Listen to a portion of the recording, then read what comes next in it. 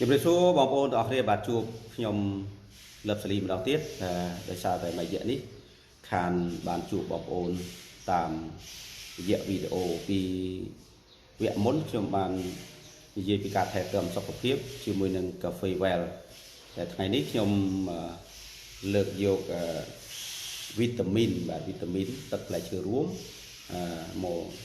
ចែកលេខបងប្អូនហេតុអីបានជាយើងត្រូវញ៉ាំវីតាមីនដោយសារតែយើងមានជាប្រភេទផ្លែឈើច្រើនមុខដែលក្រុមហ៊ុន Well បានចម្រាញ់ជាភេសជ្ជៈ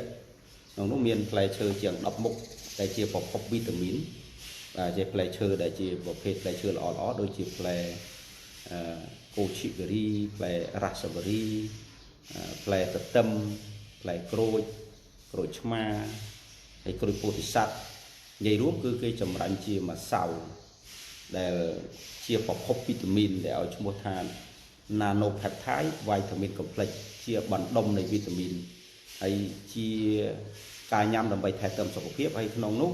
ក៏មានចំណុចល្អច្រើនក្នុងការញ៉ាំដោយសារតែនៅពេលដែលយើងញ៉ាំហើយវាជួយប្រកបដែលសារធាតុបម្រុងពីខាងក្នុងវាធ្វើឲ្យស្អាតពីខាងក្នុងហើយវាមានចំណុចពិសេសរបស់វាដោយសារតែវាធ្វើឲ្យការថែទាំសុខភាពជាពិសេសគឺសុខភាពស្បែកវាធ្វើឲ្យស្បែករក្សាស្បែកហ្នឹងឲ្យប្រឆាំងនឹងភាពទ្រុឌទ្រោមភាពចាស់ហើយមួយទៀតវាជួយធ្វើឲ្យស្បែកតឹងណែនភ្លឺថ្លា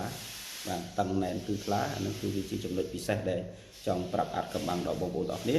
ហើយទី3នោះវាជួយធ្វើឲ្យស្បែកមានសំណើមស្បែកស្អាតហើយក៏បំពេញប្រកបទៅដោយវីតាមីនច្រើនប្រភេទដែលបងប្អូនអាចជ្រើសយកញ៉ាំបានហើយ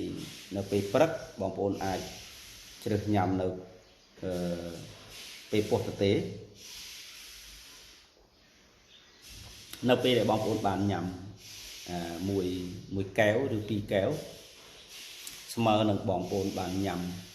ផ្លែឈើជាង10មុខវាជាភេសជ្ជៈមួយដែលស្តង់ដាមានការទទួលស្គាល់ហើយក៏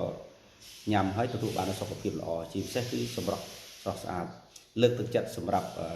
បងប្អូនដែលកង្វះវីតាមីនកាល់ស្យូមម៉ាញ៉េស្យូមបងប្អូនអាចជ្រើសទឹកផ្លែឈើរួមបែបនេះញ៉ាំដើម្បីបំពេញប្រកបហើយនឹងថែទាំសុខភាពស្អាតជាពិសេសគឺសម្រស់ញ៉ាំរាល់ថ្ងៃមួយថ្ងៃពី1កែវទៅ2កែវធ្វើឲ្យទាំងសុខភាពល្អនិងសម្រស់ស្រស់ស្អាតចង់ជម្រាបបងប្អូនថារសជាតិផ្អែមឆ្ងាញ់